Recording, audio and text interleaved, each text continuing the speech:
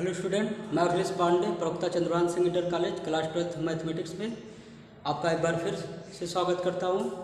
अब हम पढ़ने जा रहे हैं क्वेश्चन नंबर 4 क्वेश्चन नंबर 4 पढ़ेंगे। तो क्वेश्चन नंबर 4 में कह रहा है कि सिद्ध कीजिए कि आर में क्या है, आर वास्तविक संख्याओं का समुच्चय में relation R A B such that A is less than or equal than B द्वारा परिभाषित संबंध आर स्वतुल्य तथा संक्रमक है परंतु सममित नहीं है। ये हमें दिखाना है। कौन से सेट के लिए? वास्तविक संख्याओं के समुच्चय के लिए। अब जान लो कि यहाँ पर जो समुच्चय दिया गया है उसके अवयव कौन होंगे? उसके अवयव समस्त रियल नंबर यानी कि वास्तविक संख्याएं होंगी, है ना। और उसके बाद एक रिलेशन दिया हुआ है जिसमें कंडीशन है A is less then B और इक्वल देन बी। मतलब या तो इक्वल के लिए लो और या तो लेस देन, यानी कि यहाँ ए क्या होगा, छोटा होगा बी से या बराबर होगा बी के। इसके अलावा हम ए और बी का वैल्यू और कोई मान नहीं सकते हैं। आइए देखते हैं कि क्या करें। तो यहाँ पर समुच्चय के अवयव सभी वास्तविक संख्याएं डिक्लेयर हो गया, ठीक है। अब ये बताओ, अगर इसके समुच्चय के लिए लिखना होगा तो आर लिखेंगे, ठीक है। अब आर लिखे या क्या लिखे, दोनों सेम ही है रिलेशन। चाहो तो रिलेशन का नाम R1 लिख देते हैं, तो वास्तविक संख्याओं का समुच्चय जो है उसको आर से नोट कर देंगे या ए से नोट कर ले, कहो तो मान ले। और क्या है, समुच्चय की सभी अवयव वास्तविक संख्याएं, जैसा भी समझो, ठीक है। तो आइए देखते हैं इसके लिए। अब यहाँ पर ये बताओ, क्या कोई डिजिट दिया हुआ है? नहीं, कोई अंक दिया हुआ है? नहीं।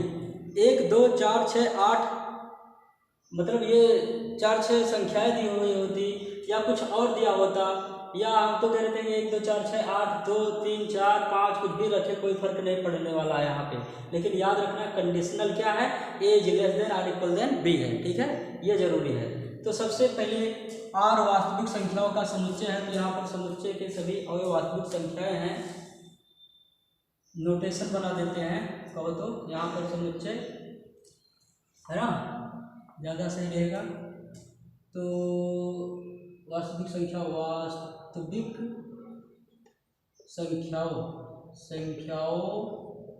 का समुच्चय इक्वल टू आर ई लिख लेते हैं। उस वीडियो में भी लिखे थे तो आर ई यहाँ भी लिख ले रहे हैं, ठीक है। और संबंध आर जो दिया हुआ है वो A B such that is less than or equal than B दिया हुआ, ठीक है। अब देखो, अब हम चेक करते हैं सबसे पहले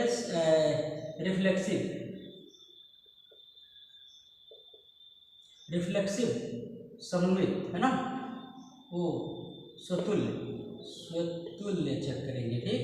अब देखो कैसे हम लिखने जा रहे हैं कि यहाँ इस सवाल में ए दिया ना, तो ए बिलोंग टू आर पर ब्रेक ए बिलोंग टू आर ई। बोलो, ए अवयव है आर ई, वास्तविक संख्याओं के समुच्चय का अवयव है, ठीक है। वास्तविक संख्याओं के समुच्चय का ए एक अवयव है, इसीलिए बिलोंग टू लिखा गया, जान लो ना। यानी कि कोई भी वास्तविक संख्या ए ले लो तो वह बिलोंग टू आर होगा, क्योंकि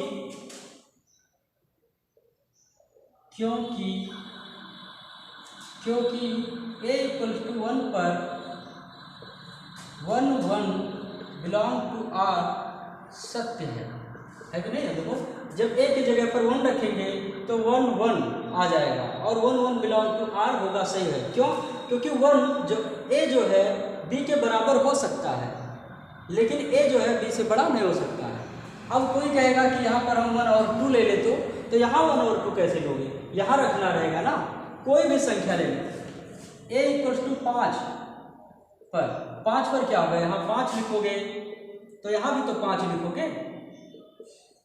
अरे भाई, ए बिलोंग टू आर लिखा जाता है ना, इसमें कोई एक अवयव लेकर चलते हैं जो दोनों के स्थानों पर रख देते हैं। तो कुछ भी रखोगे तो 5 बिलोंग टू आर भी सत्य है। क्यों सत्य है? क्योंकि ए बी के बराबर हो सकता है, इसीलिए ए का वैल्यू जो रखे वही बी का भी वैल्यू रख दिए। तो उसके लिए 1 1 2 2 3 3 4 4 5 5 6 6 7 7 -1 -1 कुछ भी रखोगे आएगा।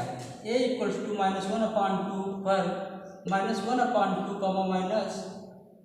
-1/2 इज बिलोंग टू आर भी सत्य होगा। क्यों? क्योंकि 1/2 यहाँ रखेंगे, 1/2 यहाँ रखेंगे माइनस में, तो दोनों बराबर होगा कि नहीं होगा। तो ये नीचे जो कंडीशन दिया हुआ है इक्वल देन का, ये सत्य हो रहा है कि नहीं हो रहा। तो कुछ भी रखोगे तो वह स्वतुल्य होगा। कुछ भी वैल्यू लेकर, अगर कुछ भी ले आओ वैल्यू और रख दो तो वह स्वतुल्य होगा। तो यहाँ पर डायरेक्टली कहते हैं कि अतः संबंध आर क्या है? स्वतुल्य है। स्वतुल्य है। संबंध आर क्या हो गया? स्वतुल्य हो गया, है ना। अब इसको पॉज करके यहाँ नोट कर सकते हो, और अब हम इसको मिटाने जा रहे हैं, ठीक है। तो अब हम चेक करेंगे सेकंड, क्या? साइमेट्रिक रिलेशन, है ना। साइमेट्रिक सममित संबंध चेक करेंगे। अब सममित के लिए क्या करोगे? कोई दो अवयव लेकर चेक करेंगे, है ना। तो अभी चेक करके दिखाते हैं। देखो ध्यान से, पहले परिभाषित करके लिखते हैं कि क्या है। यहाँ जो है a, b belong to R है, लेकिन, है ना, और लिख देते हैं, और b a does not belong to R. R क्या है? रिलेशन है, याद रखना। जब फॉर एवरी कोई अवयव बिलोंग टू लिखेंगे तो वो आर ए लिखा जाता है, ठीक है, क्योंकि समुच्चय में बिलोंग करता है ना जो अवयव लेते हैं, इसलिए। तो देखो यहाँ लिख रहे हैं, यहाँ A B belong to R और B A is not belong to R. इसके लिए फॉर एवरी क्या लिए हो? ए बी बिलोंग टू क्या? R A. आर ए क्या? सेट, यानी कि रियल, यानी कि वास्तविक संख्याओं के समुच्चय में ए और बी एक अवयव है। तो वहाँ ए बी बिलोंग टू अगर आर है तो B A does not belong to R होगा। क्यों? क्योंकि कोई दो डिजिट लो।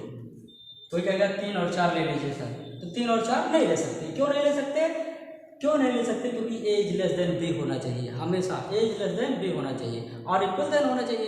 इक्वल देन के लिए अभी हम लोगों ने स्वतुल्य में दिखाया, और अब हम लोग 2 अलग टाइप का डिजिट लेंगे, ठीक है। तो अलग टाइप का डिजिट लेंगे जब, तो क्या होगा? जैसे हम मान लेते हैं, अच्छा कोई कहेगा कि सर ए इक्वल्स टू 1 और बी इक्वल्स टू 1 बराबर भी तो लिख सकते हैं।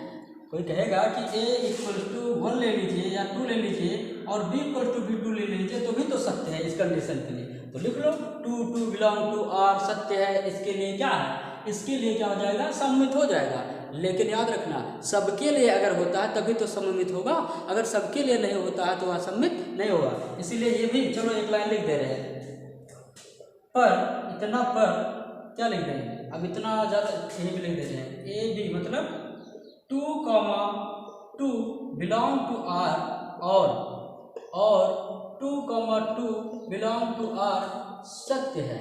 ये सत्य है, ठीक है। तो फिर कोई लोगे बराबर वैल्यू तो भी सत्य होगा, ठीक है। लेकिन अब देखो जरा क्या लेते हैं, a इक्वल्स टू 2 और b इक्वल टू 3 पर क्या होगा? बोलो 2, 3 बिलोंग टू आर सत्य है कि नहीं है? 2 इज लेस देन 3, अरे 2a है और ये 3b है, यहाँ रखोगे तो 2, 3, देखो 2 is less than or equal than 3। ये सत्य है कि नहीं है? बिल्कुल सत्य है, क्योंकि 2 इज लेस देन 3 है, ठीक। अब बताओ, और 3, 2 does not belong to R होगा। देखो, या 3, 2 बिलोंग टू आर सत्य नहीं है, ठीक है। बोलो, ऐसा लिख सकते हैं ना, इतना पर इतना, यहाँ लिख सकते थे सत्य है, और इतना बिलोंग टू इतना सत्य नहीं है। या ऐसे लिख लेते हैं, बिलोंग टू आर सत्य है क्या नहीं है, ये जानते हो सब लोग। बिलोंग टू आर है तो वो सत्य है, और ये नॉट बिलोंग टू आर है ये असत्य है, ठीक है। अब कोई और ले लो जो ए इज लेस देन बी हो। कोई कहेगा -1/2 ले लें, और क्या 1 भी ले सकते हैं, b इक्वल टू 1 ले, तो पर इस पर क्या होगा? 1/2, 1 बिलोंग टू आर, और क्या होगा? और 1/2 does not belong to R. बोलो, अतः संबंध आर क्या होगा? संबंध आर सममित नहीं है, ठीक है। एक बार फिर से बता दे रहे हैं, बराबर वैल्यू भी रखा जा सकता है, और कभी भी a का वैल्यू बड़ा नहीं माना जा सकता है b से, ठीक है। ऐसा कभी भी नहीं हो सकता, ठीक। तो ये रहा सब वीडियो एंड नो डाउट।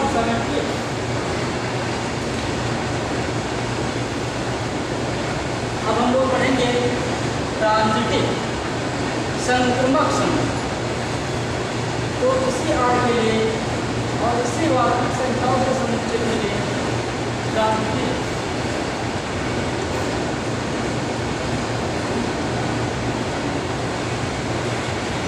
संक्रमक पढ़ेंगे और चेक करेंगे है कि नहीं।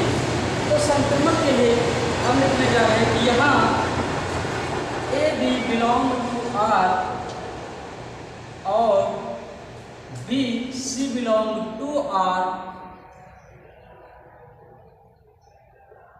implies that AC belong to R for every A, B, C belong to RE।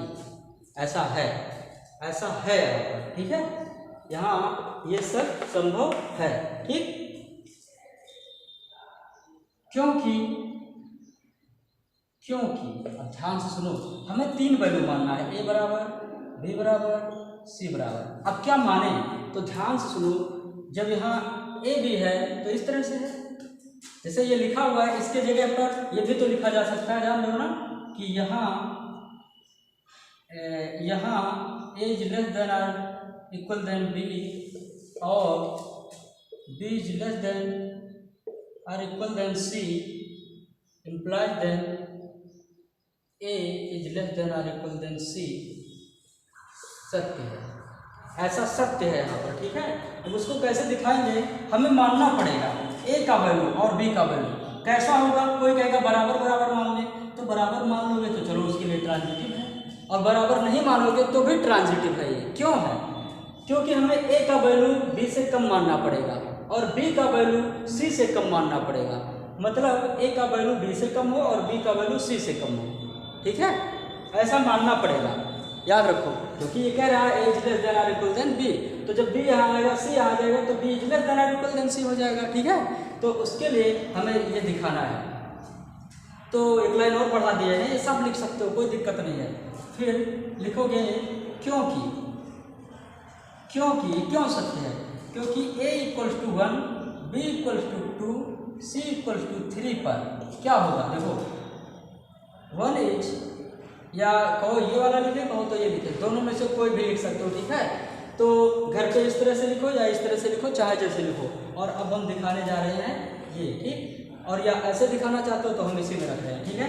A का वैल्यू 1 इज लेस देन और इक्वल देन कितना 2, और फिर यहाँ क्या है B मतलब 2 इज लेस देन और इक्वल देन 3, ठीक है। इम्प्लाइज देन A का वैल्यू क्या है 1 इज लेस देन और इक्वल देन C क्या है 3, सत्य है। देखो सत्य है कि नहीं है, सत्य है। वास्तव में 1 इज लेस देन और इक्वल देन 2 है, 2 इज लेस देन और इक्वल देन 3 है, 1 इज लेस देन और इक्वल देन 3 है, ठीक है। तो चाहे इसके लिए इस तरह से लिखो, ठीक, चाहे इस लाइन से लिखो आगे यहाँ क्या, क्योंकि ये भी सत्य है ना, क्योंकि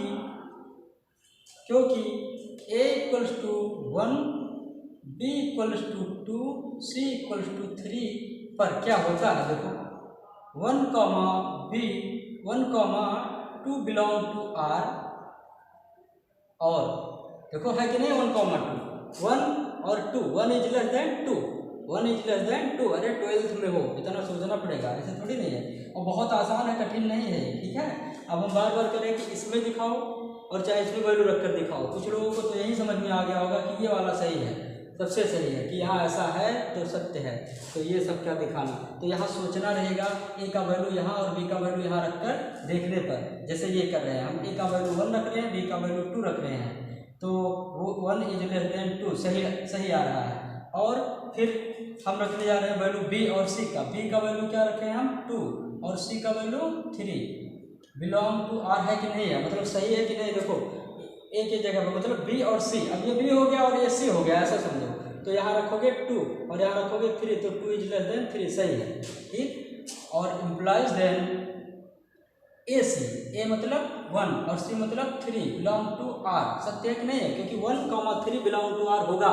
क्यों होगा, क्योंकि 1 is less then 3, 1 is less then 3, ठीक है। तो ये बिलोंग टू R हो गया। तो कहेंगे कि अतः संबंध संबंध आर क्या है, संक्रामक है, क्योंकि सत्य हो रहा है इसलिए क्या है, संक्रामक है। अब इसको नोट कर सकते हो, चाहे 1 2 और ये 3 4 लाइन नोट करो, चाहे 1 2 3 और ये 4 लाइन नोट करो, ठीक है, ऐसा कर सकते हो। और सब कुछ है, इसको मिटाते हैं। देखो अगर ये तरीका अच्छा लगता है तो ऐसे भी देख लो, देखो अभी सही होगा सब। हम रिलेशन ही निकाल देते हैं, ठीक है। तो ट्रांजिटिव के लिए रिलेशन निकाल देंगे, ये सब लिख सकते हो जो लाइन अभी अभी मिटाए हैं, ये जरूर लिखना रहेगा, दोबारा नहीं लिखेंगे हम। अब हम यहाँ आर निकाल लेते हैं। आर किसके लिए निकालना है, एवरी रियल नंबर, मतलब सभी वास्तविक संख्याओं के लिए हमें आर निकाल लेना चाहिए। अब ध्यान से देखो हम क्या कर रहे हैं, हम 1 रख रहे हैं, 1 और 1 रख रहे हैं। आ रहा कि नहीं आ रहा, 2 रखो 2 और यहाँ भी 2 रखो, क्योंकि इक्वल देन के लिए लिख सकते हैं ना, 2 भी आ गया। ऐसे ऐसे चाहे जितने अंक रख सकते हैं, 1 1 2 2 3 3, 100 100 1000 1000, 1 लाख 1 लाख, ऐसे बहुत रख सकते हो। बीच में डॉट डॉट कर दिया, घर पे रख लेना, ठीक है। अब रखो 1 और 2, बी का वैल्यू 2, तो देखो 1 और 2 रख सकते हैं कि नहीं रख सकते, बिल्कुल रख सकते हैं, ठीक।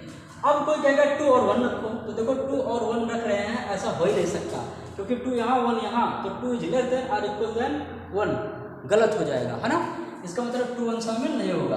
1 2 1 3 1 4, ऐसे ऐसे बहुत रख सकते हो, समझ रहे हो ना, बोलो।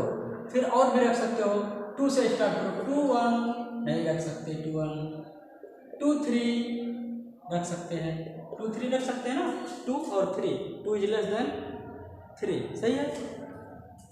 2 2 रख चुके हैं पहले, तो 2 3 2 4 भी रख सकते हैं। अब बहुत कुछ रख सकते हैं इसके आगे, ठीक। फिर क्या है, 3 1 3 इज लेस देन 1, गलत। 3 2 3 इज लेस देन 2, गलत। 3 3 रख चुके हैं, अरे यहाँ देखो है ना, डॉट डॉट में, है ना। फिर उसके बाद जो है 3 4 3 5, ऐसे ऐसे बहुत रख सकते हैं, ठीक। फिर 4 1 नहीं रख सकते, 4 इज लेस देन 1, गलत। 4 2 गलत, 4 3 गलत, 4 4 यहाँ डॉट डॉट में है, 4 5 लिख सकते हैं। तो कुछ इस तरह से रिलेशन लिखा जाएगा, ठीक है। अब इन्हीं में से ढूंढो, अगर मान लो ट्रांजिटिव चेक करना है तो कैसे चेक करेंगे, देखो लिखेंगे कि यहाँ अब 1 1 2 2 के लिए नहीं चेक करना चाहिए, क्योंकि देखो 1 1 ले लोगे 1 2 आएगा, तो फिर 1 2 यहाँ पर है, देखो 1 1 बिलोंग टू आर, फिर 1 2 बिलोंग टू आर, है ना। उसके बाद क्या हो जाएगा, 1 और 2 आ जाएगा, तो वह implies then 1 2 belong to R, हमेशा सत्य रहेगा। ये सेम के लिए हमेशा सत्य रहेगा, क्योंकि पहले ही क्या हो चुका है, पहले ही स्वतुल्य हो चुका है। तो कोई और लो, इनको छोड़कर इधर आ जाओ, तो बताओ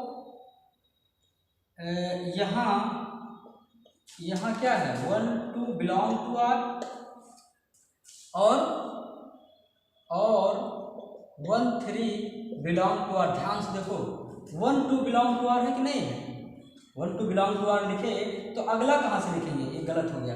अगला लिखेंगे 1 2 पर एंड हो रहा है ना, तो 2 से जो स्टार्ट हो उसको उठाते हैं, तो 2 से जो स्टार्ट है उसको उठाओ, 2 3, तो 2 3, तो बताओ 1 3 आया कि नहीं आया, implies then 1 3 belong to R. क्या 1 3 है, बिल्कुल है।